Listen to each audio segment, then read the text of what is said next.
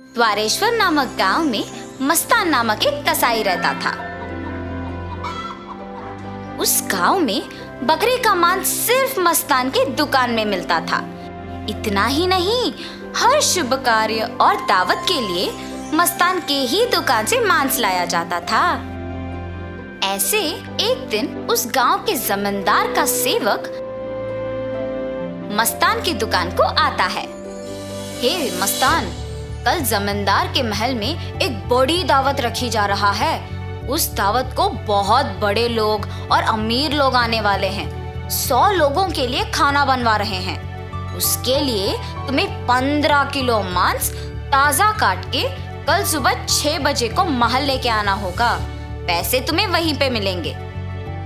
मस्तान सलमान की बात को मान लेता है, लेकिन उसके पास 15 किलो का मांस नहीं होता है।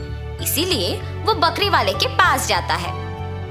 रमेश भैया, दरवाजा खटखटाता है। अरे क्या हुआ मस्तान, इस समय पे आए, बात क्या है? जमींदार के घर में दावत के लिए मुझे 15 किलो मांस की जरूरत है। मैंने वचन दिया कि सुबह 6 बजे उनको मांस पहुंचा दूंगा। समय ना होने के कारण मैं अभी तुमसे बकरी खरीदने आया। हाँ, तो ये है बात। ठीक है, 2000 रुपए दे के बकरी ले जाओ। ये क्या भैया, 1000 ही तो है।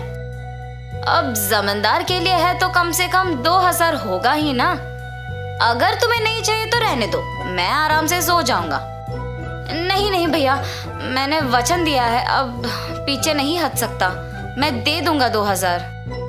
ऐसे कहकर 2000 दे के बकरी खरीद के घर चलते हुए सोचता है, जमाए हुए पैसे एक दिन में खर्च हो गए।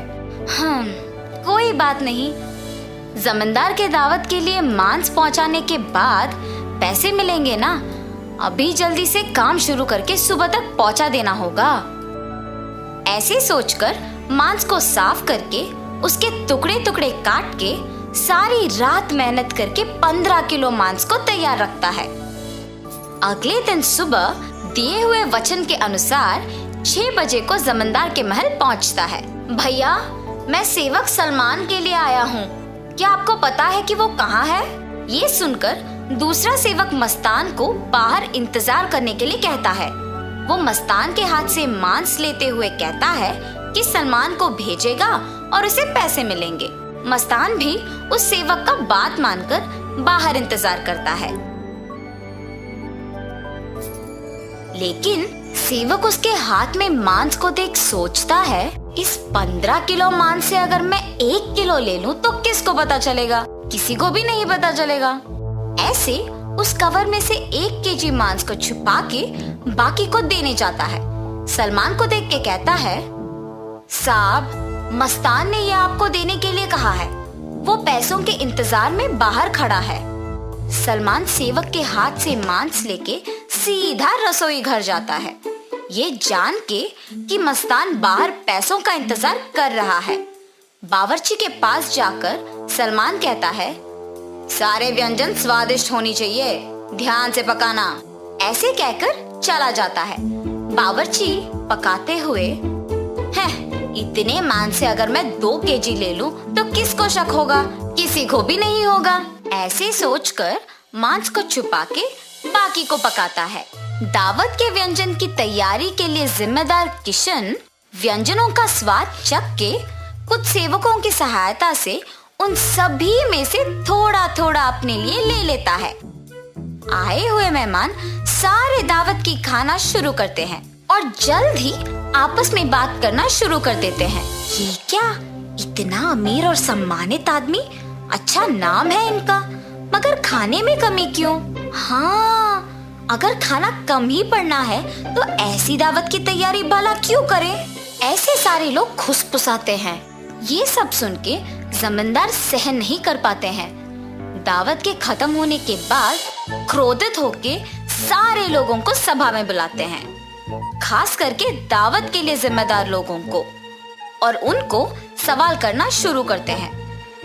दावत की तैयारी के लिए जिम्मेदार किशन से पूछते हैं, दावत की जिम्मेदारी सौंपने पर तुम ये करोगे? सभी तैयारी किया मैंने, लेकिन व्यंजनों के लिए मात्रा पहले से ही कम पड़ गई थी प्रभु। मेरा इस बात से कोई लेना देना नहीं, आप बावर्ची से पूछिए प्रभु। ऐसे उसने अपनी किए को छुपाकर किसी और पे इल्जाम डाल देता है। तब बावर्ची छुपाए हुए 2 किलो मांस की बात को छुपा के कहता है कि दावत की सामग्री के लिए जिम्मेदार सलमान के पास इसका जवाब होगा। ऐसे उस बात से छुटकारा पाता है। सलमान भी औरों की तरह मांस के दिए गए 6,000 रुपयों को मस्तान को ना देकर अपने ही पास रख के, ये जानते हुए कि मस्तान पैसों का बाहर इंतजार कर रहा है, जमींदार से ये बात छुपाता है और कसाई मस्तान पे इल्जाम डाल देता है कि उसने मांस कम मात्रा में दी है। अभी जाके मैं उसका काम तमाम करता हूँ प्रभु, ऐसे कहता है। उसी सभा में मौजूद मस्तान उस इल्जाम का सहन नहीं कर पाता है।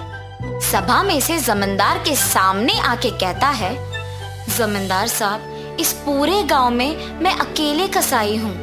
पिछले 10 साल से मैं ये व्यापार कर रहा हूँ और इतने साल से आपके घर में हर कार्य और हर दावत पे मैंने खुद मांस दी है, मगर कभी भी ऐसी मुसीबत नहीं आई। आपके घर में दावत का नाम सुनते ही 1000 की बकरी को 2000 में बेचते हैं। सुबह आके मैंने मांस को पहुंचा दिया और आपके सेवक सलमान ने मुझे मांस के पैसों के लिए सुबह से इंतजार करवाया। सलमान को मांस देने के बहाने से एक और सेवक मेरे हाथ से मांस लिया और मुझे बाहर इंतजार करने के लिए कह दिया और ये भी कहा कि वो सलमान को बुलाएगा। उसके बाद इनमें से कोई भी मेरे पास नहीं आया। कृपया मेरा यकीन कीजिए प्रभु, आप ही की दया से जी रहा हूँ। मस्तान, मुझे तुम्हारे बारे में पता है, तुम फिक्र मत करो। सैनिकों, सलमान के कपड़े खोजो, देखो अगर 6,000 रुपए मिलते हैं। खोजने पर सलमान की जेब में 6,000 रुपए मिलते हैं। ऐसे उन सब में से सलमान पकड़ा जाता है। और इतना ही नहीं, किशन जिन सेवकों की सहायता से सभी व्यंजनों से थोड़ा अपने लिए ले लेता है, उनमें से एक सहायक जमींदार को सच कह देता है। बावर्ची का झूठ बैग में रखे मांस कोई सेवक को मिलने पर बाहर आ जाता है और पहला सेवक जिसने 1 किलो छुपा लिया, उसने डर के मारे अपनी गलती मान ली। तब जमींदार सभी को दंडित करते हैं और मस्तान को उसके पैसे 6,000 दे देते हैं और ये भी कहते हैं कि वो मस्तान के लिए हमेशा रहेंगे। तो इस कहानी का नैतिक क्या है? गलती का सजा मिलेगी ही मिलेगी, इसीलिए ईमानदारी से जीना ही अच्छा है।